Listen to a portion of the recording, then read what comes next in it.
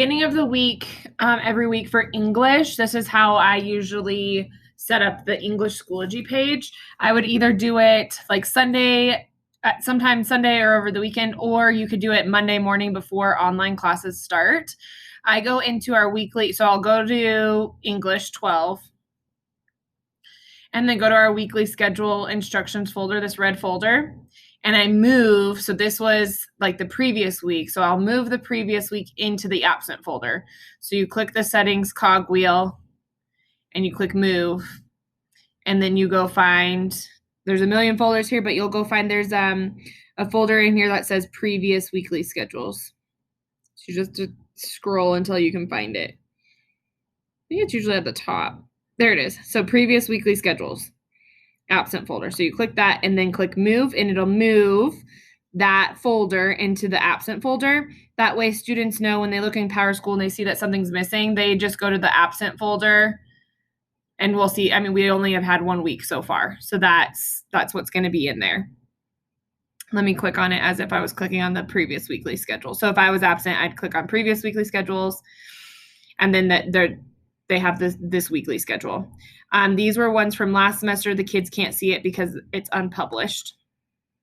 So now, go back to the main English page.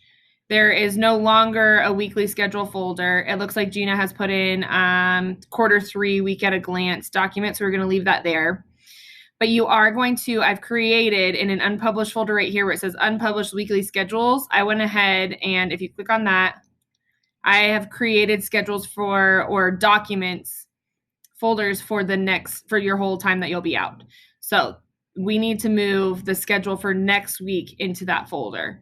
So what you're going to do is you're going to go to this unpublished weekly schedules after you've moved the old one. Click the settings, click move. And now you're going to move it into gotta scroll. I think this one's at the bottom.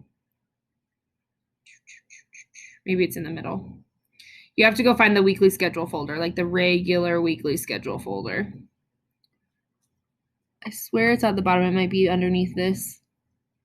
Yep, it's the very last folder. So scroll all the way to the bottom and then click weekly schedule / instructions. So now what that's going to do is take the one ready for next week and move it into the folder that kids can see. So now I'm going to go back to the main page by clicking up here. Go into our weekly schedule and see that everything that you'll need next week is up there. The assignments are ready. The ones that we had determined off of that calendar that I sent are there for you.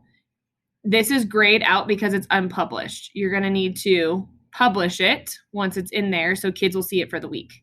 And then Gina can add to that. She often will add additional instructions if there's any additional instructions. But this week it's just vocab. So there's vocab in there. And then at the end of the week, you'll do the same process. You'll take this, you'll put it in the absent folder, and you grab the new weekly schedule and publish it here.